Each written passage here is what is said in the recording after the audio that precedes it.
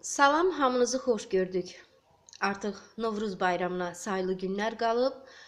Bugün yenə də mətbəximizdə yumurta boyuruq, amma yumurtanı bu dəfə boyamırıq. Yumurtanı mağazada satılan belə salafanlar var. Yumurta üçün plyonkalardır. Yumurtanı bu plyonkaların içərisinə salacağıq. Bir çox izləyicimiz yazır ki, biz boyadan istifadə eləmək istəmirik, amma satılan bu plyonkaları da necə istifadə eləyiriksə heç cürə alınmır.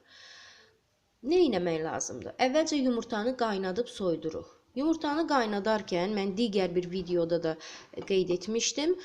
Yumurtanı qaynadarkən suya 1 çay qaşığı duz atıb qaynadırıq ki, yumurta çatlamasın.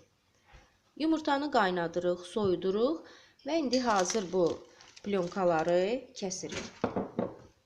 Soyuq yumurtaları həmin bu plyonkaların içərisinə keçirdirik. Belə. Yumurta soyuq olmalıdır ki, rahat keçsin, yəni yapışmasın buna.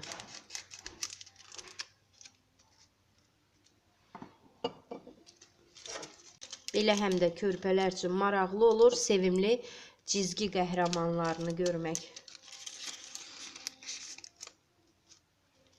Və indi çaydanı qaynadırıq, bizə qaynar su lazımdır. Və yumurtaları qaynar suyun içərisinə salırıq.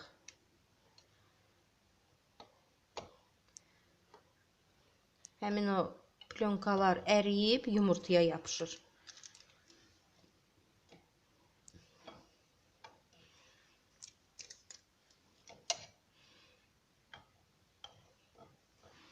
Və 1 dəqiqə suyun içərisində qaldıqdan sonra artıq gördüyünüz kimi plyonka yumurtaya yapışır.